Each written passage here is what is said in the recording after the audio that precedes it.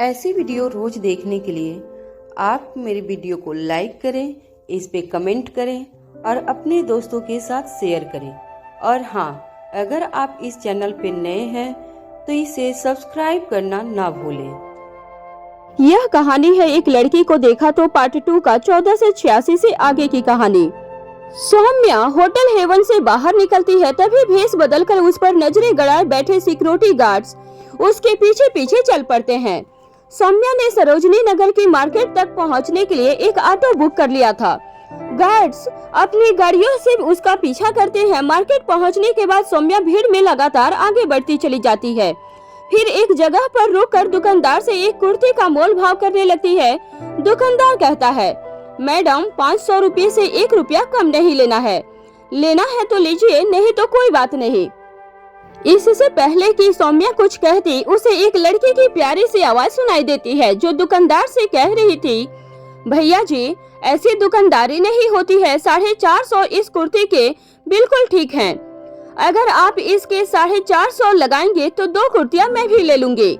सौम्या को यह आवाज पहचानने में जरा सा भी देर नहीं लगती है। जब पलटकर उस चेहरे की तरफ देखती है तो सिर्फ आंखें दिखाई देती है, क्योंकि उस लड़की ने मास्क लगाया हुआ था। लेकिन सौम्या की आंखें उन नजरों को तुरंत पहचान जाती है। यह और कोई नहीं बल्कि लच्छो ही थी। दुकानदार से कपड़े लेने के बाद मास्क लगाई हुई लड़की सौम्या से कहती है, लगता है आप इस मार्केट में पहली बार आई हैं, इसलिए दुकानदार ने मना किया तो आप आसानी से मान गई। चलिए आपकी शॉपिंग में मैं आपकी मदद कर देती हूँ। वैसे भी मुझे बहुत सारा सामान खरीदना है, तुम्हें जो अच्छा लगे मुझे बताती चलना, मैं तुम्हारे लिए मोल भाव कर दूंगी। आज सौम्या और लच्छो ने मिलने के लिए इसी जगह को चुना हुआ था। यहाँ तक पहुँचते पहुँचते सौम्या सभी सिक्योरिटी गार्डों की आंखों में धूल झोंकते हुए चुकी थी। लेकिन अभी भी एक सिक्योरिटी गार्ड ऐसा था जो उनके आसपास ही था, जो अपनी पीठ घुमाए दूसरी तरफ दुकान पर सामान देख रहा था। लेकिन उसके कान और चोर निगाहें सौम्या पर ही थी। उसने सारी बातें साफ साफ सुनी थी। इसके थोड़ी ही देर के बाद इसी तरह सामान खरीदते हुए वह दोनों एक ऐसी दुकान में घुस जाती हैं जिसमें अंदर जाने के 2 रास्ते थे और दोनों दरवाजे एक दूसरे के सामने थे, यानी कि आगे का दरवाजा और पीछे का दरवाजा दोनों ही सड़क की ओर खुलते थे। बस यहीं तक सिक्योरिटी गार्ड उन्हें अंतिम बार देखता है। उसके बाद वह दोनों लड़कियां किसी भी गार्ड को दोबारा दिखाई नहीं देती हैं। छुपते छुपाते दोनों लच्छो की गाड़ी में जाकर बैठ जाती हैं। सौम्या अपनी दोनों बाहें लच्छो के गले में डाल देती है और कहती है, इसीलिए तुम मुझे बहुत पसंद हो, तुम्हारा कोई जवाब नहीं, तुमसे बेहतर इस दुनिया में और कोई नहीं है। फिर हंसकर आगे कहती है, हाँ लेकिन मेरे बाद। लच्छो सौम्या को लेकर वहाँ से कई किलोमीटर दूर एक रेस्टोरेंट में पहुँच जाती है ताकि वह दोनों बैठकर आराम से बातें कर सके। एक लंबे समय के बाद आज दोनों एक दूसरे के सामने थी। लच्छो ने यहाँ पहुँचने से पहले ही अपने लिए पर्सनल केबिन बुक कर लिया था। दोनों सुकून से आमने सामने बैठ जाती हैं। तभी सौम्या कहती है, आज बहुत दिनों के बाद कुछ तूफानी किया है, मुझे अच्छा लग रहा है। हर वक्त उन लोगों की निगाहों के बीच मैं तुम्हें बता नहीं सकती कि कितनी घुटन महसूस होती है। लच्छो कहती है, और मैं तुम्हें नहीं बता सकती कि तुम्हें सही सलामत पाकर माँ साहब कितनी खुश हैं। सौम्या कहती है, मुझे भी यही लगा था कि मेरा अंत वक्त आ चुका है, पूरी जिंदगी की मेहनत बेकार होने वाली है। लच्छो कहती है, कोई माने या ना माने, मैं बिल्कुल नहीं मानने वाली कि तुम इतनी आसानी से किसी के हाथ आ सकती हो। तुम्हारे मरने की खबर के बाद भी मेरा दिल यह मानने को तैयार नहीं था कि तुम इतनी आसानी से सरेंडर कर सकती हो। अभी तो उन लोगों ने तुम्हारा असली रूप देखा ही नहीं है। यूं 2-4 बार बॉडीगार्ड तुम्हारा क्या ही बिगाड़ सकते हैं। इसके बाद दोनों खिलखिलाकर हंस पड़ती है। फिर खाना ऑर्डर करने के बाद लच्छो सौम्या से पूछती है, अब बताओ क्या खास खबर है। लच्छो का सवाल सुनकर सौम्या गंभीर हो जाती है और कहती है, पहेली अभी सुलझी नहीं है। रोहित मारवा को मैंने यह कहते हुए सुना था कि वह पावर ड्रग का व्यापार शुरू करने वाला है, लेकिन मुझे लगता है कि वह सिर्फ मुझे जाल में फंसाने की कोशिश भर थी। वह अपनी बीवी से बेहद प्यार करता है। अनिका के लिए वह किसी की जान ले भी सकता है और अपनी जान दे भी सकता है। यह सुनते ही लच्छो के चेहरे के हाव भाव बदल जाते हैं और वह कहती है, मुझे उन दोनों की प्रेम कहानी नहीं सुननी, काम की बात बताओ। सौम्या मुस्कुरा कर कहती है, इतनी उतावली क्यों होती हो? काम की ही बात बता रही हूँ। फिर सौम्या आगे कहती है, मुझे लगता है कि रोहित भी पावर ड्रग का राज जानता है। मेरे पास इसका कोई पुख्ता सबूत नहीं है, लेकिन जो कुछ भी मैंने अपने आसपास देखा उससे मुझे यही लगता है। लच्छू अपनी आंखों को बड़ा बड़ा करके लगातार सौम्या की तरफ देखती है। सौम्या अपनी बात को स्पष्ट करते हुए आगे कहती है, मेरे कहने का मतलब है कि अगर अनिका की जगह रोहित को कब्जे में लिया जाए तो भी राज खुल सकता है। लच्छू चेतावनी देते हुए कहती है, खबरदार जो माँ साहब से तुमने ऐसा कुछ कहा। फिर अपनी बात को ठीक करते हुए लच्छू आगे कहती है, मेरे कहने का मतलब है कि दिशा से मत भटको, अपना फोकस अनिका पर रखो। जितना फोकस्ड रखोगे उतनी जल्दी मंजिल पर पहुंचोगे। सौम्या कहती है, नाराज क्यों होती हो? मैं ऐसा इसलिए कह रही हूँ क्योंकि यह कहना मुश्किल है कि अनिका की यादाश्त उसके पास है। मुझे जब जब ऐसा लगा कि उसकी यादाश्त गई ही नहीं है या फिर वह अपनी यादाश्त वापस हासिल कर चुकी है, तब तब कुछ न कुछ ऐसा जरूर हुआ जिसकी वजह से मुझे यह यकीन होता रहा कि उसकी यादाश्त अभी भी उसके पास नहीं है। अगर अनिका को कुछ याद ही नहीं है तो वह हमारी किसी काम की नहीं है, चाहे वह पावर ड्रग का राज जानती थी या नहीं जानती थी, अब एक ही बात है। फिर कुछ रुक कर आगे कहती है, हाँ यह जरूर है कि वह बेहद काबिल है। अपनी पुरानी योग्यताओं को प्राप्त करने के लिए वह अगर ठान लेगी तो बहुत ही कम वक्त में उन्हें दोबारा हासिल कर सकती है। लेकिन क्या हम इतना लंबा इंतजार कर सकते हैं? हमने रोहित पर दावा नहीं चला तो इतने दूर आकर भी हम खाली हाथ ही रह जाएंगे। दूसरी तरफ सिक्योरिटी गार्ड अपने फोन के ब्लूटूथ में कहता है, हम हर वक्त उस पर नजर बनाए हुए थे, लेकिन फिर भी वह हमारी आंखों के सामने से बचकर निकल गई है। हम यहाँ पर हर जगह अच्छी तरह से ढूंढ चुके हैं, लेकिन वह कहीं नहीं मिली। अंतिम बार हमने उसे एक लड़की के साथ देखा था। हमारी बदकिस्मती से उस लड़की ने अपने चेहरे पर मास्क पहना हुआ था, जिसकी वजह से हम उस लड़की का चेहरा नहीं देख पाए। इसलिए अब यह कहना मुश्किल है कि सौम्या उसी से मिलने आई थी या वह कोई आम लड़की थी जो यूं ही उससे मार्केट में टकराई हुई थी। दूसरी तरफ से अब्दुल्ला की आवाज आती है। वह अपने गार्ड्स पर व्यंग करते हुए कहता है, मेरे काबिल 10 कमांडो मिलकर एक लड़की का पीछा नहीं कर पाए? क्या वह तुम लोगों से ज्यादा ट्रेंड है? मैंने तुम्हें पहले ही सचेत किया था। उस सौम्या की भोली सूरत पर मत जाना, वह बेहद शातिर और खुरापाती है। तुमने सौम्या को नहीं, एक हाथ आए मौके को गंवा दिया है, जिससे कि हमें यह पता चल सकता था कि वह है कौन। फिर अब्दुल्ला अपने गुस्से पर काबू करते हुए कहता है, एक लंबी सांस लेकर उसे छोड़ते हुए ऑर्डर देता है, अब जो हो गया उसे छोड़ो और जल्दी करो, वहाँ से निकलो। कुछ ही देर में वह वापस होटल हेवन पहुँचेगी। उसके आसपास के एरिया में फैल जाओ। वह जिस भी वाहन से आएगी उस वाहन के ड्राइवर से पता करो कि वह कहाँ से आई है। तब जाकर पता चलेगा कि तुम सब लोगों को चकमा देकर वह गई कहाँ थी। अब्दुल का साथी यस सर कहकर कॉल कट कर देता है और बाकी सभी साथियों के साथ वहाँ से होटल हेवन के लिए निकल जाता है। रेस्टोरेंट में बैठी सौम्या और लच्छो, सौम्या की कही हुई आखिरी पंक्ति लच्छो के दिमाग में घूमने लगती है। अगर हमने रोहित पर दांव नहीं चलाया तो इतने दूर आकर भी हम खाली हाथ ही रह जाएंगे।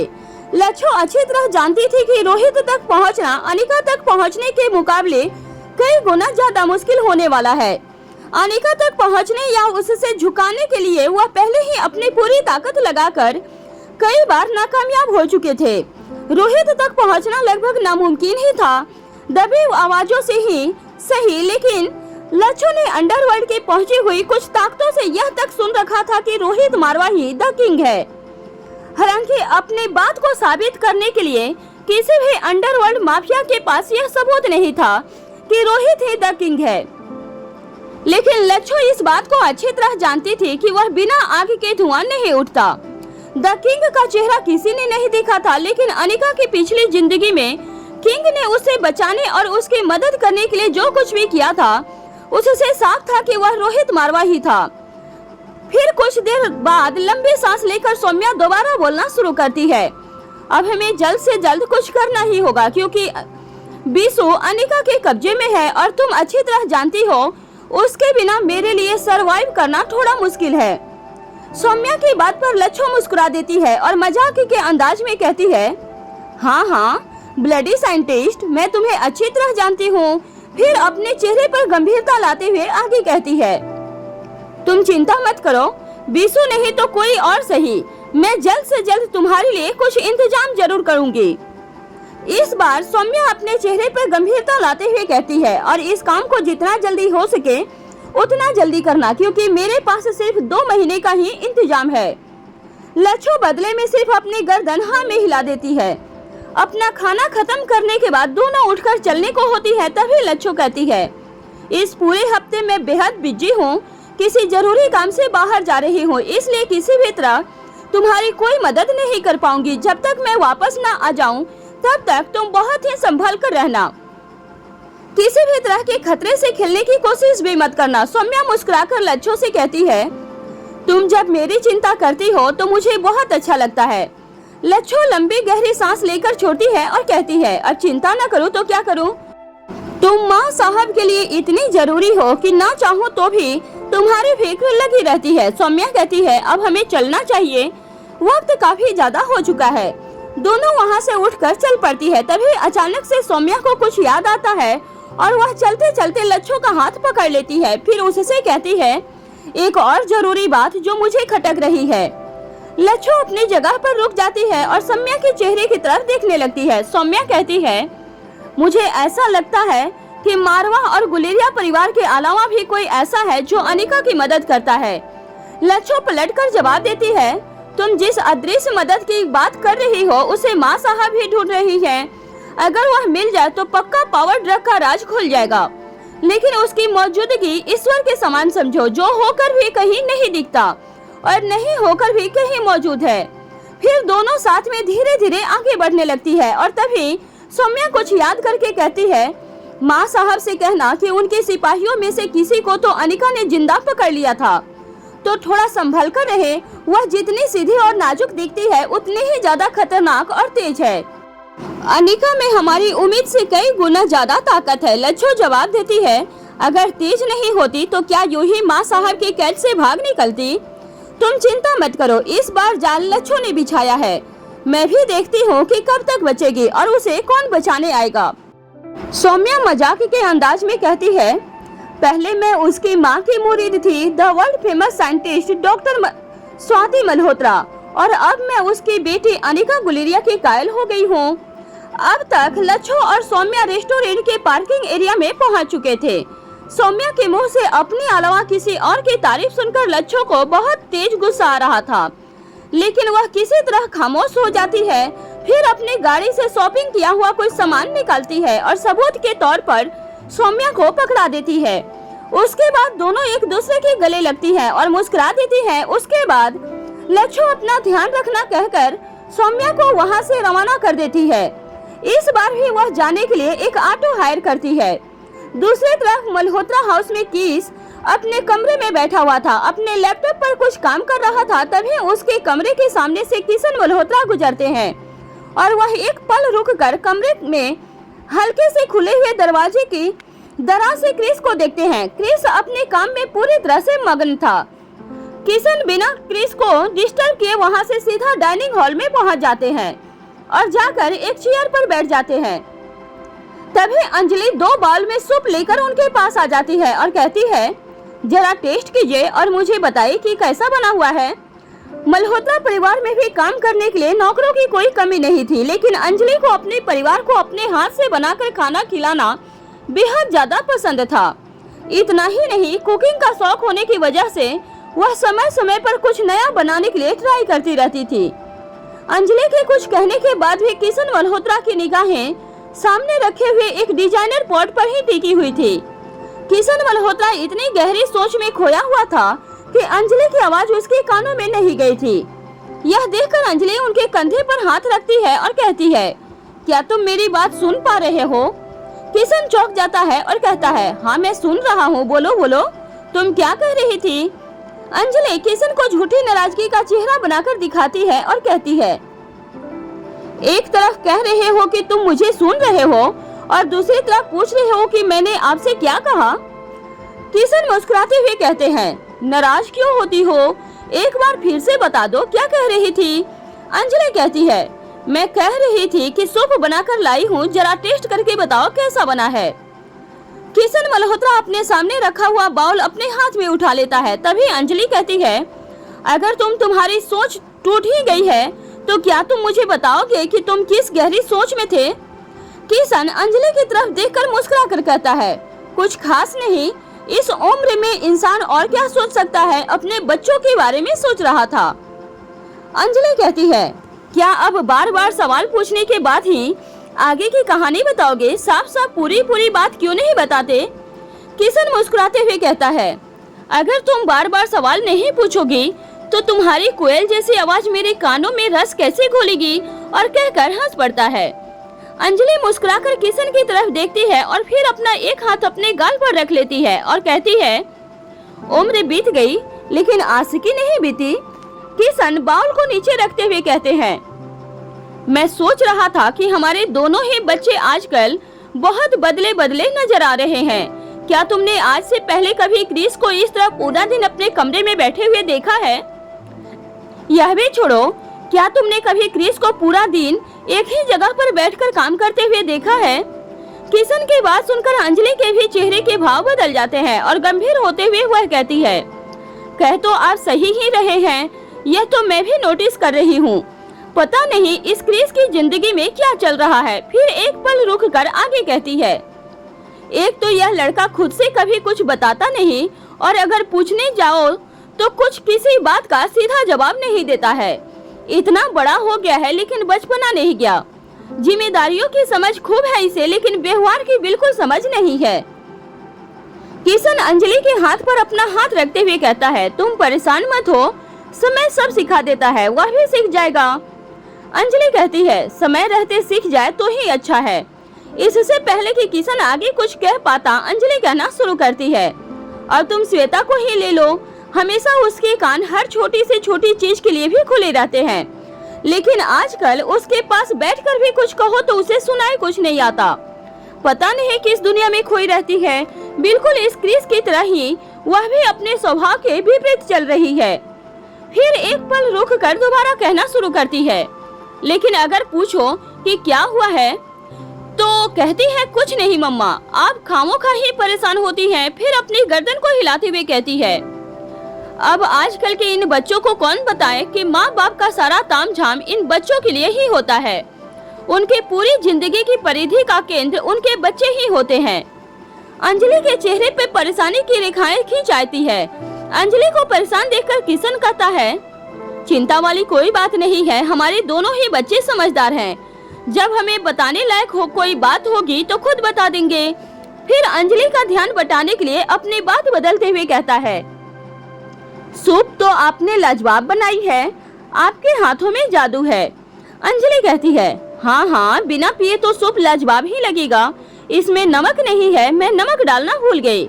बैठो मैं डाल देती हूँ। अंजलि की बात पर किशन मुस्कुराने लगता है और अंजलि अपनी जगह से उठ खड़ी होती है। फिर जाते जाते कहती है, आज आने दो इस लड़की को, मैं उससे बात करके ही रहूंगी।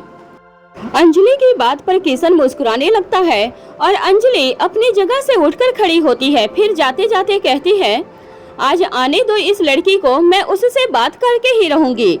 वहीं दूसरी तरफ मारवा हाउस में आज अनिका अपने सारे काम को दरकिनार करके बच्चों के साथ डाइनिंग हॉल में बैठी थे। वे सभी मिलकर अच्छा समय व्यतीत कर रहे थे। बच्चों को वक्त देना कितना जरूरी है यह अनिका बहुत ही अच्छे तरीके से जानती थी।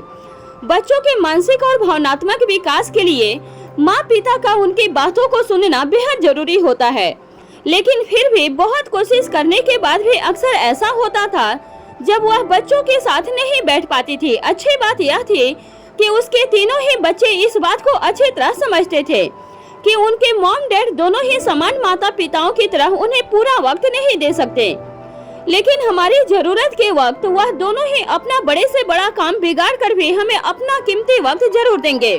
वह हर परिस्थिति में हमारे साथ खड़े रहेंगे। इन सभी परिस्थितियों में सकारात्मक बात यह थी कि अनिका के बच्चों के पास एक दूसरे की कंपनी थी, जिसके चलते न तो उन्हें कभी अकेलापन महसूस होता था और न ही रोहित या अनिका के कम वक्त की कमी महसूस होती थी।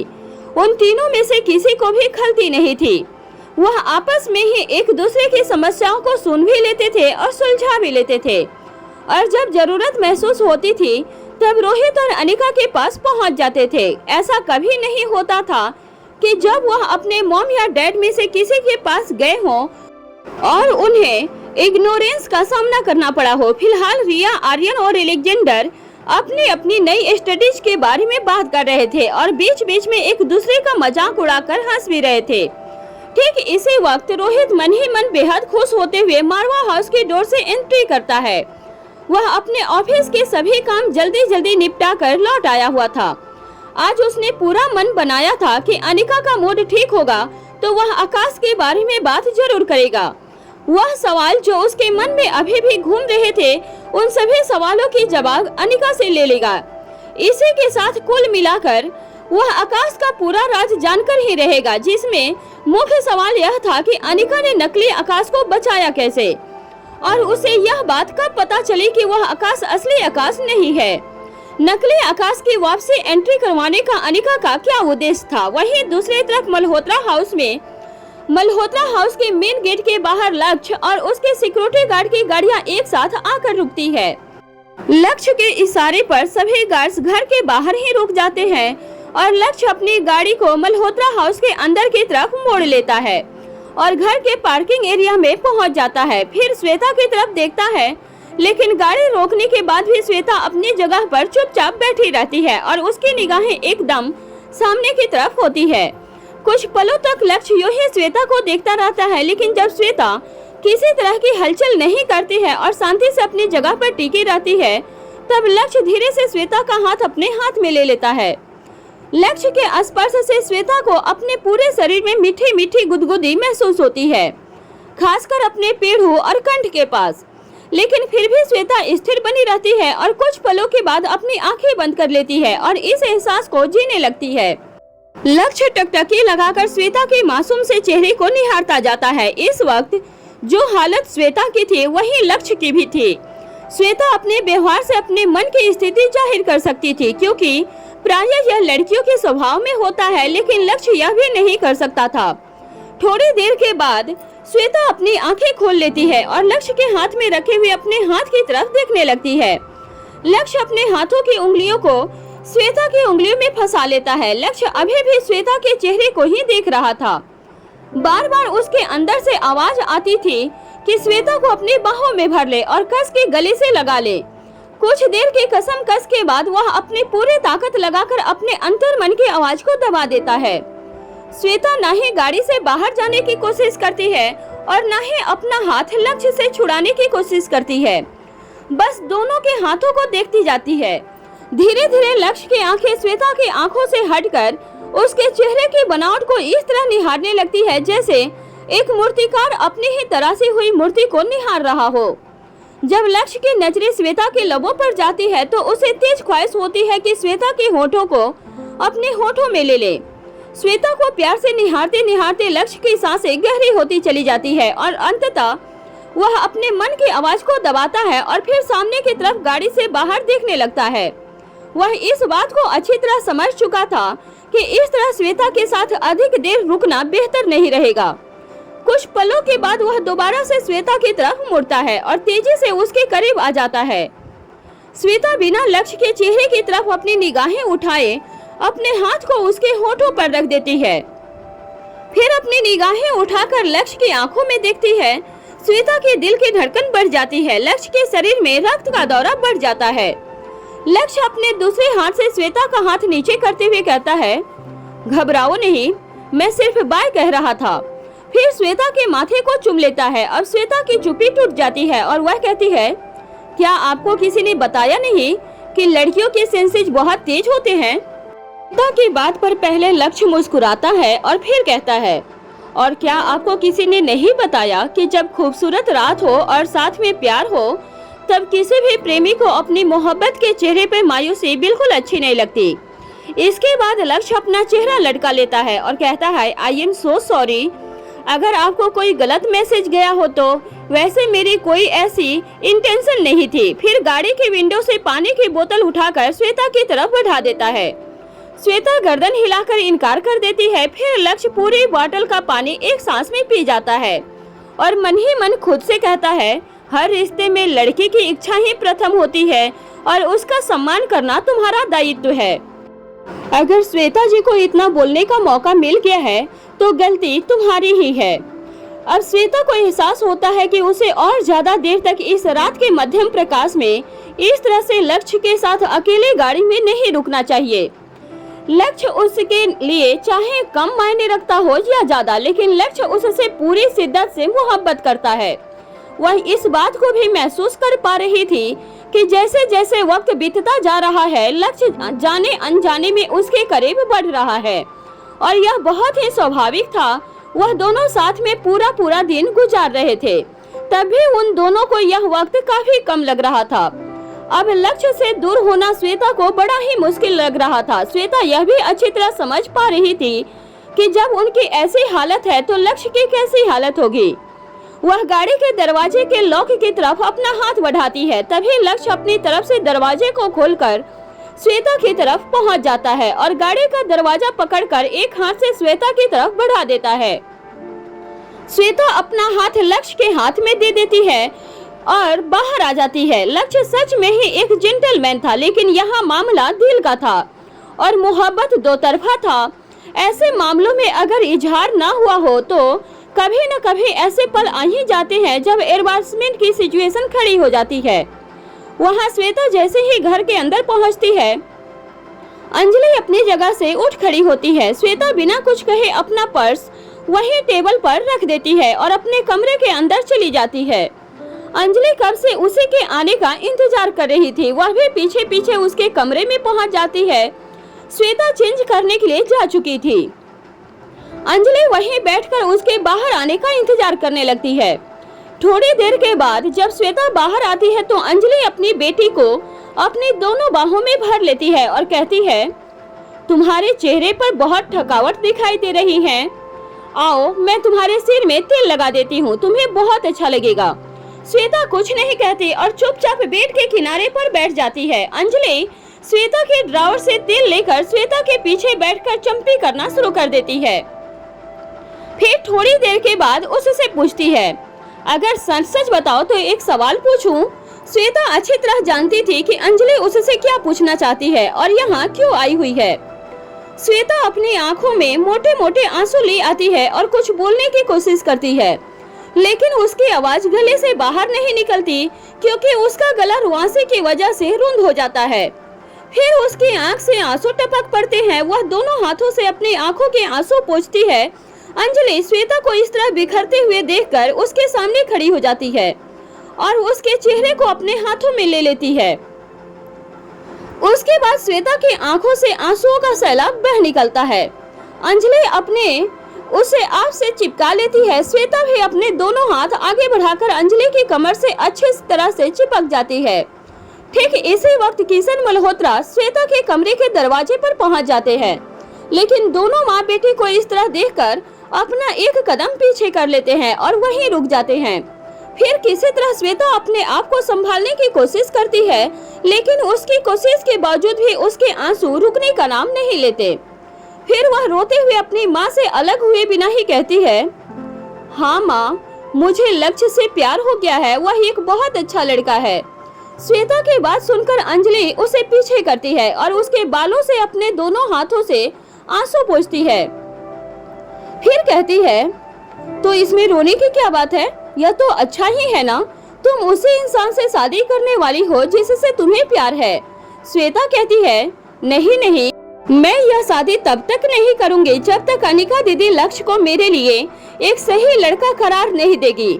पति पत्नी के रिश्ते में बाद में तकलीफें उठाने से अच्छा है कि प्रेम के रिश्ते में ही तकलीफें उठा ली जाए।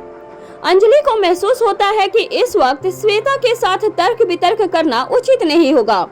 वह दोबारा से उसे अपने गले से लगा लेती है। किशन बाहर ही खड़ा सब कुछ सुन रहा था। यह सब सुनकर और श्वेता को इस तरह दुखी होते हुए देखकर उसका दिल बैठ जाता है। हर बात की तरह वह भी अपनी बेटी से बेहद प्यार करता था और यदि बड़ी बेटी श्वेता की तरह काबिल और जिम्मेदार हो तो फिर कहना ही क्या है। श्वेता ने घर की बेटी होने के बाद भी मल्होत्रा परिवार के पुश्तैनी बिजनेस को एक बेटे की तरह संभाला था, उसे डूबने से बचाया था, परिवार के मान को कलंकित होने से रोका था। अंजलि मन ही मन यह तय कर लेती है कि वह श्वेता से बात करने की जगह पहले अनिका से मिलकर उससे इस बारे में बात करेगी। अंजलि को यकीन था कि अनिका निश्चित ही श्वेता के मन की हालत के बारे में कुछ नहीं जानती होगी। वहीं दूसरी तरफ मारवा हाउस में रोहित मुस्कुराते हुए डाइनिंग हॉल में पहुंच जाता है। वहां जब अपने पूरे परिवार को साथ में बैठे देखता है तो खुद भी बच्चों के साथ ही वहीं रुक जाता है। रोहित को देखते ही रिया खुशी से उछलने लगती है, फिर अपनी जगह से खड़े होकर अपने दोनों हाथ रोहित के गले में डाल देती है और उसके ऊपर झूल जाती है। रोहित उसे प्यार से अपनी गोद में बिठा लेता है और उसके सिर पर हाथ फेरने लगता है। जैसे ही रिया देखती है कि अनिका, आर्यन और एलेक्जेंडर का ध्यान उन दोनों पर नहीं है, तब वह धीरे से रोहित के कान में कहती है, डैड, क्या आपने मॉम से बात की? रिया की बात सुनकर रोहित उसके चेहरे की तरफ देखने लगता है। रोहित के चेहरे के भाव देखकर रिया समझ जाती है कि वह रिया की बात समझ नहीं पाया है। रिया अपना हाथ अपने माथे पर मार लेती है और कहती है, क्या आप भूल गए डैड? आपने मुझसे प्रॉमिस किया था कि आप मॉम से बात करेंगे और उन्हें मना लेंगे ताकि मनाली वाले घर से सारी किताबें यहाँ लाई जा सके। हालांकि अनिका अपने दोनों बेटों के साथ बातें करने में मशगूल थी, लेकिन आजकल उसके कान कुछ ज्यादा ही तेज हो गए थे। वह उन दोनों बाप बेटे की बातें भी सुन रही थी। वह समझ जाती है कि जब तक रिया को वह किताबें नहीं मिल जाएंगी, वह किसी भी तरह मानने वाली नहीं है। रोहित रिया के सिर पर प्यार से हाथ फेरते हुए कहता है, I am sorry my princess, मुझे खुद भी तुम्हारी मम्मा से बहुत इम्पोर्टेंट बात करनी है, लेकिन तुम्हारी मम्मा के पास बिल्कुल वक्त ही नहीं है। इस वक्त तुम्हारी और मेरी दोनों की सिचुएशन एक जैसी है, इसलिए हम दोनों को ही पेशेंस से काम लेना होगा। लेकिन मैं तुम्हें यकीन दिलाता हूँ कि मैं तुम्हारा काम जरूर पूरा कर दूंगा। फिर मुस्कुराते हुए हाई फाई देने के लिए रिया की तरफ हाथ बढ़ा देता है। रिया उसके हाथ पर अपना हाथ दे मारती है। फिर वह रिया से कहता है, आज वक्त मिलते ही मैं पहले तुम्हारी मॉम से तुम्हारे लिए उन बुक्स को मंगाने के बारे में बात करूंगा, उसके बाद अपने किसी मैटर पर बात करूंगा। Now are you happy? Rohit की बात सुनकर रिया के चेहरे पर बड़ी सी मुस्कान आ जाती है और वह रोहित की गोद में बैठे हुए ही उसके गले से लग जाती है और कहती है, you are the best dad ever. वहीं दूसरी तरफ मारवा हाउस में सनी के कमरे में सनी, प्रीति और ओंकार काउच पर एक दूसरे के आसपास ही बैठ जाते हैं। सनी प्रीति को मुक्ता का भेजा हुआ मैसेज दिखाता है। प्रीति सनी का फोन अपने हाथ में लेकर मैसेज पढ़ने लगती है। वहीं सनी किसी सोच में पड़ जाता है। सनी को असमंजस में देखकर प्रीति पूछती है, अब तुम क्या सोच रहे हो? सनी कहता है, मैं सोच रहा हूँ उस दिन हम तीनों में से देखने या सुनने लायक सिर्फ तुम ही लग रही थी, लेकिन यह कौन हो सकती है जिसने मुझे देखा? पर हैरानी की बात यह है कि मैंने उसे नहीं देखा। फिर कुछ याद करते हुए अपनी उंगली आगे करके कहता है, जबकि उस दिन मैं हर किसी को तुम्हें देखते हुए देख रहा था, लेकिन मुझे ऐसी कोई लड़की याद नहीं जो मुझे देख रही हो। सनी की बात सुनकर जहां ओंकार के चेहरे पर बड़ी सी मुस्कान आ जाती है, वहीं प्रीति भी सनी की तरफ सोच में चली जाती है। इस बार सनी कहता है, अब तुम क्या सोच रही हो? प्रीति जवाब देती है, सोच रही हूँ कि अगर तुम्हारे कहने के हिसाब से चले तो पक्का यह वही लड़की होगी जो तुम सोच रहे हो, क्योंकि वह तुम्हें पहले से जानती है, इसलिए तुम्हें घूर घूर कर देखने की उसे कोई जरूरत नहीं। सनी उतावला होकर कहता है, मतलब जिसने मुझे हर्ट किया है? प्रीति बदले में हाँ में अपनी गर्दन हिला देती है। अब तीनों दोस्त अपने अपने चेहरे पर हाथ रखकर बैठ जाते हैं और गहरी सोच में चले जाते हैं। सनी सोच रहा था कि उस लड़की से बदला कैसे लिया जाए। ओंकार सोच रहा था कि आखिर वह लड़की है तो कौन और दिखती कैसी है। वहीं प्रीति सोच रही थी कि सौम्या की इस चाल का क्या तोड़ निकाला जाए। क्या इस बारे में अनिका दीदी को बताना चाहिए या नहीं बताना चाहिए, या फिर इस समस्या को अपने स्तर पर ही सुलझा लेना चाहिए। तभी प्रीति सनी से कहती है, तुम उस सौम्या को मैसेज करो और पूछो कि उसे तुमसे ही दोस्ती क्यों करनी है। फिर सनी कहता है, मैंने तुम्हें पहले भी बताया था, सौम्या नहीं, उसका नाम मुक्ता पराशर है। मुक्ता का नाम सुनते ही प्रीति के मन में शक पैदा हो जाता है। एक बार फिर से उसे यह ख्याल आने लगता है कि यह कोई अन्य लड़की भी हो सकती है। प्रीति सनी से कहती है, कहीं यह कोई दूसरी लड़की तो नहीं, हम गलती तो नहीं कर रहे हैं। सनी कहता है, अगर कोई दूसरी लड़की होती तो दिखाई भी तो देती, मुझे वहाँ पर मेरी ओर देखती हुई कोई लड़की दिखाई नहीं दी। तभी ओंकार सनी को छेड़ते हुए कहता है, क्या बात है दोस्त, क्या तुम वहाँ सभी लड़कियों को देख रहे थे कि कौन तुम्हें देख रही है और कौन तुम्हें नहीं देख रही है? इस बार सनी अपने चेहरे के भाव को थोड़ा सा कड़ा कर लेता है और चिढ़ते हुए कहता है, मेरे पास तुम्हारी तरह कोई खास तो है नहीं कि उसके चेहरे पर ही आंखें टिकी रहती। आई एम सिंगल और मैं सिंगल हूँ तो हर तरफ देखूंगा ही। मैंने कहा ना, मेरे सामने ऐसी कोई भी लड़की नहीं थी जो मुझे देख रही हो या मेरे देखने लायक हो। तभी प्रीति कहती है, तुम दोनों आपस में चिक चिक बंद करो, इस वक्त वैसे भी एक बहुत बड़ी प्रॉब्लम को फेस कर रहे हैं, हम सभी को मिलकर कुछ सोचना होगा। प्रीति की बात पर सनी और ओंकार दोनों ही एक साथ बोलते हैं, हाँ हाँ बोलो प्रीति। प्रीति इस बार कहती है, उस लड़की को मैसेज में लिखो कि मुझे तुम में कोई दिलचस्पी नहीं। सनी कहता है, हाँ यही जवाब सही रहेगा। फिर जैसे ही सनी अपना फोन उठाता है तभी ओंकार कहता है, क्या तुम दोनों मुझे बताओगे कि यह जवाब कैसे सही रहेगा? फिर सनी की तरफ देखते हुए कहता है, तूने ही कहा था कि उसने मेरी सबके सामने इंसल्ट की है, मैं उसे सबके सामने ही रिजेक्ट करूंगा। अब यह फोन पर सबके सामने किया गया रिजेक्ट कैसे हो सकता है? फिर आदेश देने के अंदाज में कहता है, तुम लोगों को कुछ और सोचना चाहिए। तभी सनी कहता है, तुम खुद क्यों नहीं कुछ सोचते? ओंकार कहता है, मैंने सोच लिया है, मैं कहता हूँ तुम्हें उस लड़की से एक बार मिल लेना चाहिए। मिलकर तो देखो सही, उस लड़की को अपनी भूल का एहसास है या नहीं है, वह तुम्हारे लिए कितना तड़प रही है या फिर उसकी कोई नई चाल है। फिर प्रीति की तरफ देखते हुए कहता है, हम किसी पब्लिक प्लेस पर उस लड़की को सनी से मिलने के लिए बुलाएंगे। लड़की के आने के बाद हम दोनों भी ठीक उसी जगह पर सनी के पास पहुंच जाएंगे।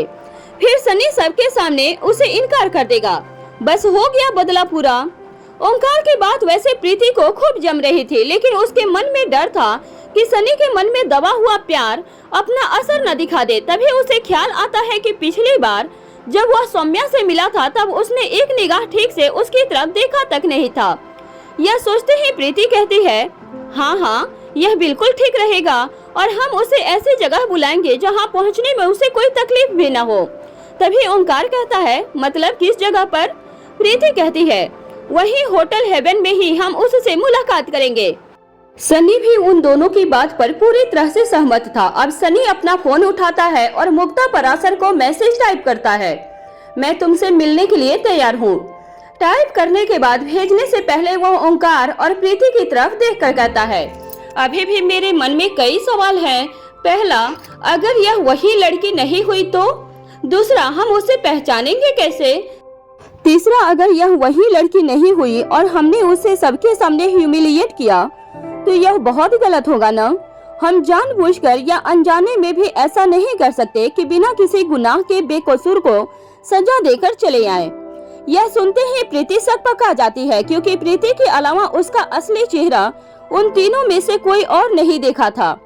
प्रीति बात को संभालते हुए कहती है, उससे बात करने के बाद तुम्हें यह पता चल जाएगा कि यह वही लड़की है या नहीं है, और फिर हम दोनों भी तो तुम्हारे आसपास ही मौजूद होंगे। सनी कहता है, ठीक है। इसके बाद वह टाइप किए हुए मैसेज को मुक्ता के पास भेज देता है। इसके बाद प्रीति सनी से कहती है, और उससे ज्यादा बात करने की जरूरत नहीं है, अगर आगे कुछ भी तय करना होगा तो हम तीनों मिलकर तय करेंगे।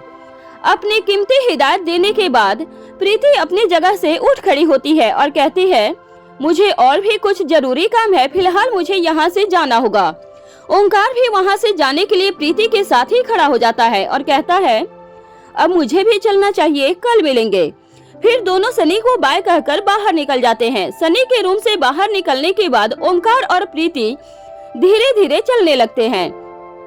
ओंकार प्रीति का हाथ अपने हाथ में ले लेता है और फिर कहता है, कितना अच्छा होता अगर हम दोनों अपने दोस्त सनी को मिलने के बाद साथ में अपने घर गुलेरिया हाउस आ जाते।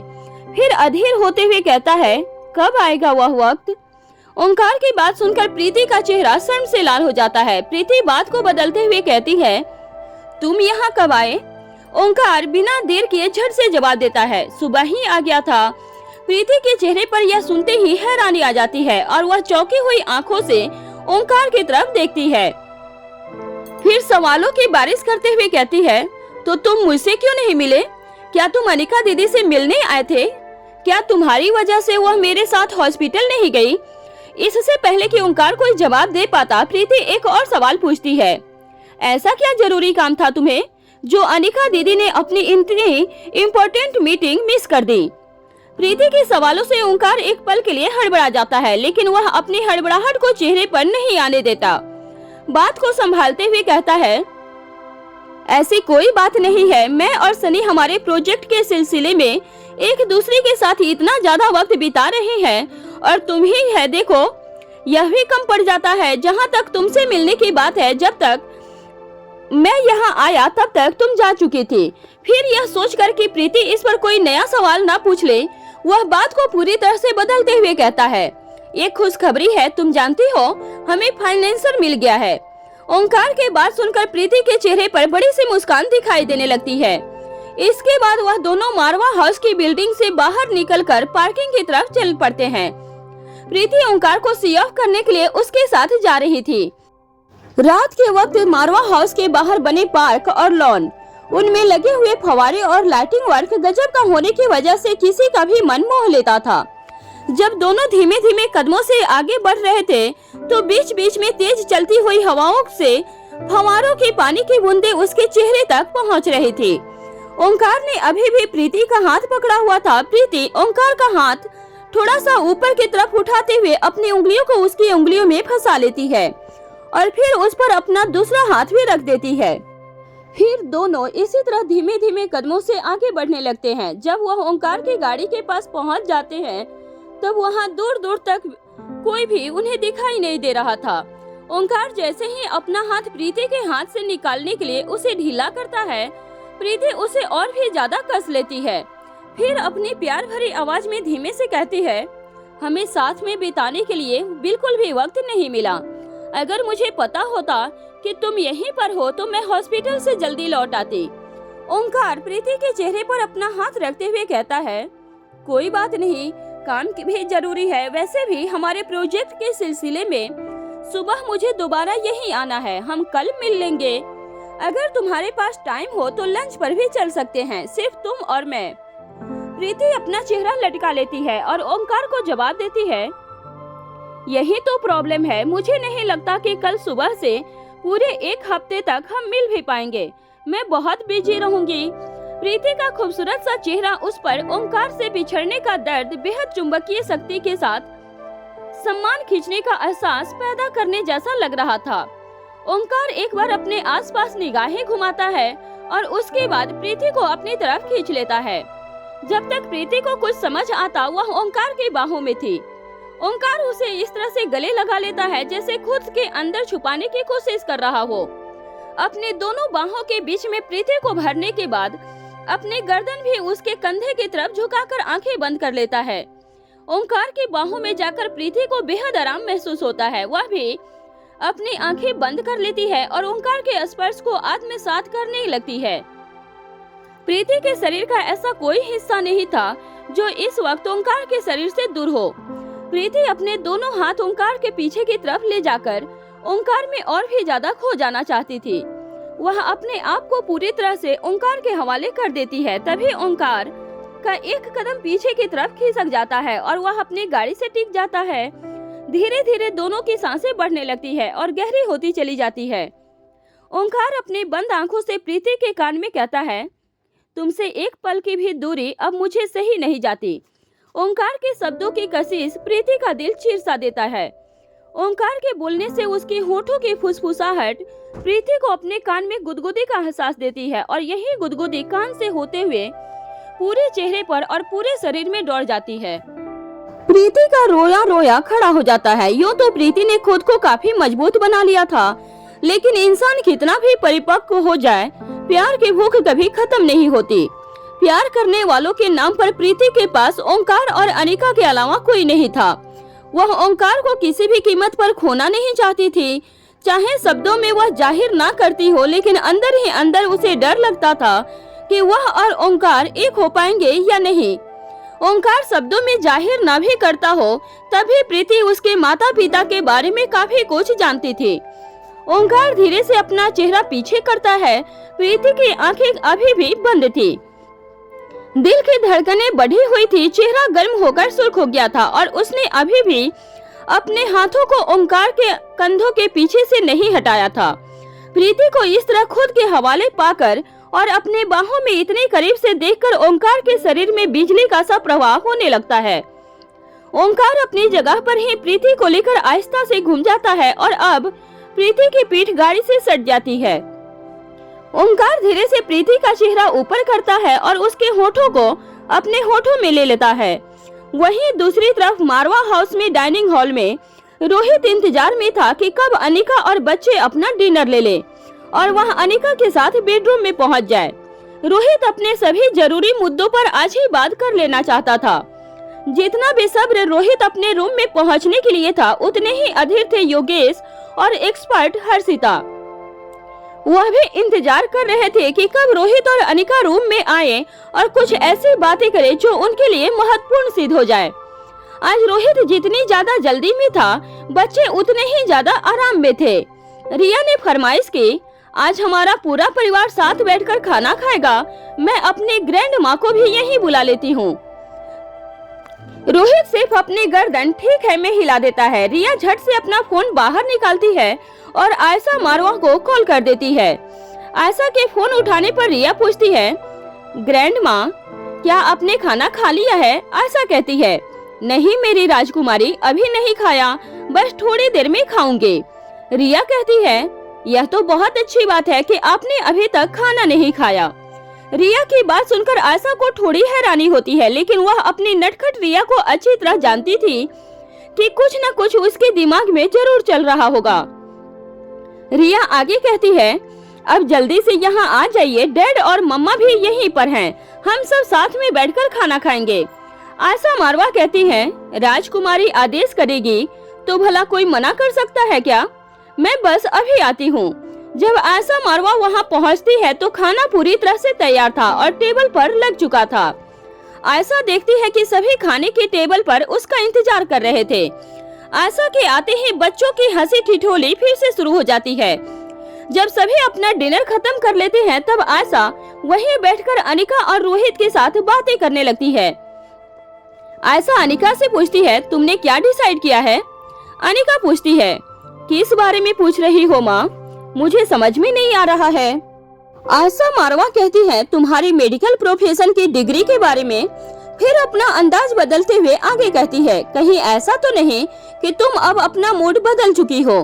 फिर एक पल रुक कर आगे कहती है, वैसा यह भी अच्छा ही है, अब हमें तुम्हारा पूरा वक्त मिल जाएगा। फिर दूसरे ही पल अपनी बात से पलटते हुए कहती है, लेकिन अनिका, लोगों को तुम्हारी काबिलियत की जरूरत है, उसे इस तरह बेकार मत करो। बाकी जो तुम्हें अच्छा लगे वही करो, मुझे भी वही अच्छा लगेगा। अनिका मन ही मन सोचती है, काश वह आयशा को सच बता पाती या फिर आयशा खुद ही सच को जान जाती, जैसे करण और राजलक्ष्मी जान गए थे। आयशा मारवा सास होने के बावजूद अनिका की अच्छी दोस्त भी थी। वह अपनी तरफ से हर अच्छी सलाह ही अनिका को देती थी। अनिका को आयशा को इस तरह परेशान होते हुए देखकर बिल्कुल भी अच्छा नहीं लगता। रोहित अनिका के चेहरे पे आते जाते हुए भाव को देखकर समझ पा रहा था कि इस वक्त अनिका क्या महसूस कर रही है। साथ ही अपनी माँ को अनिका के लिए फिक्र करते हुए देखकर रोहित को भी अच्छा लग रहा था, लेकिन उसे नाजायज चिंता में पड़े हुए देखकर तकलीफ भी हो रही थी। रोहित अपनी जगह से खड़ा होता है और अपनी माँ की कुर्सी के पीछे चला जाता है। फिर अपने दोनों हाथ हल्के से अपनी माँ के कंधों पर रखकर कहता है, माँ, आपको यह सब सोचने की बिल्कुल भी कोई जरूरत नहीं है। आप अनिका को अच्छी तरह जानती हो।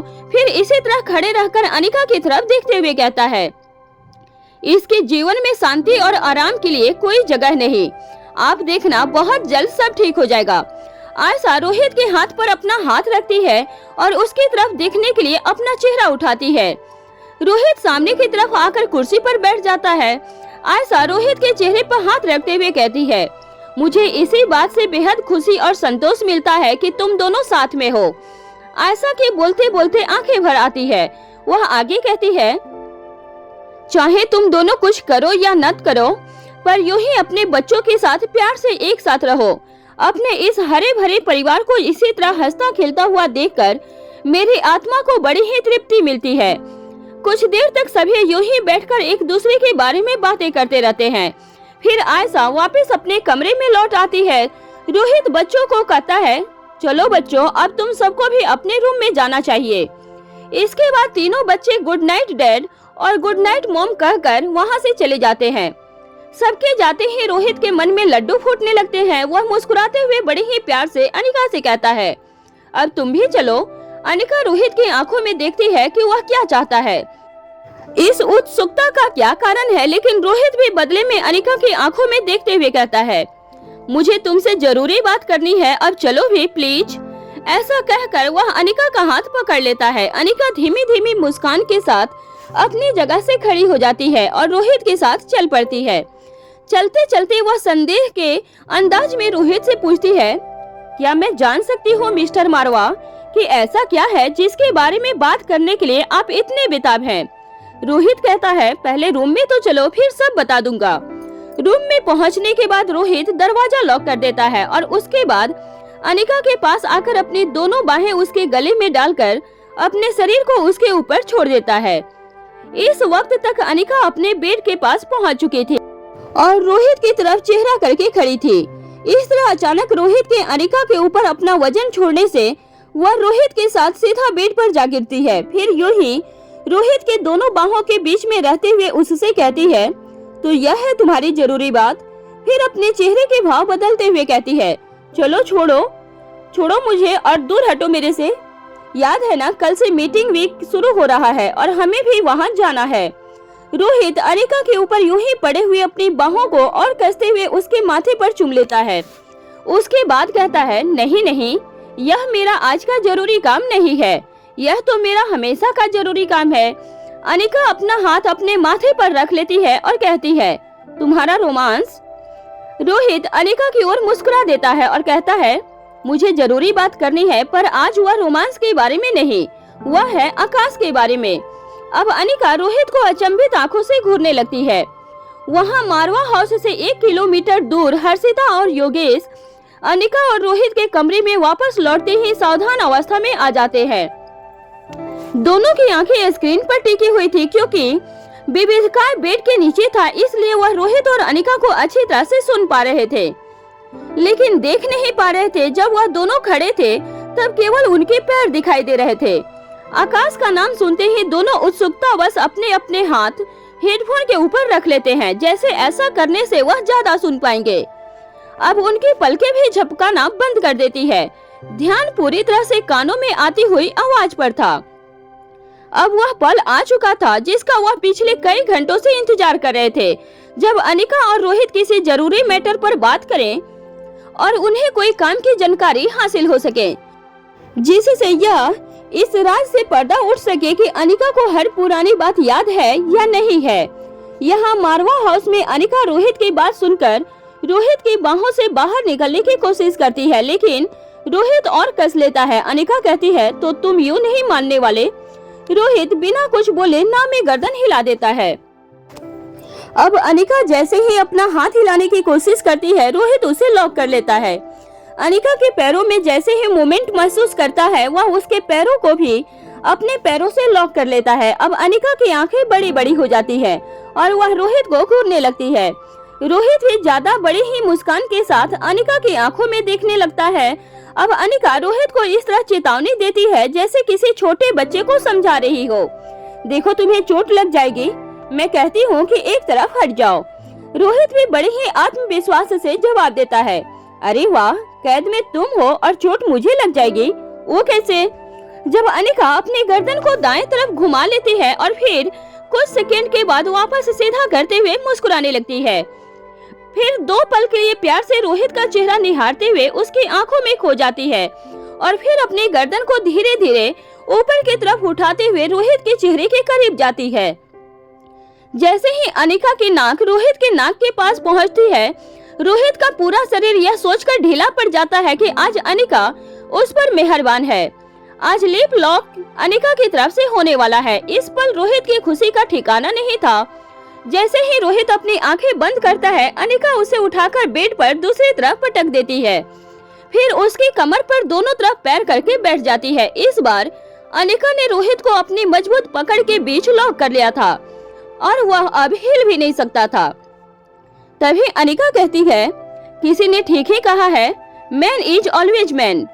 फिसलने में जरा देर नहीं लगती। फिर इसी वक्त रोहित के मुंह से आवाज निकलती है। रोहित के मुंह से दर्द भरी आवाज सुनकर अनिका झट से एक तरफ हो जाती है। अनिका के चेहरे के हाव भाव बदल जाते हैं। उसकी आवाज में जहां अभी शरारत और छेड़ना दिखाई दे रहा था, वही आवाज अब चिंता में बदल जाती है। वह पूछती है, क्या सच में लग गई क्या?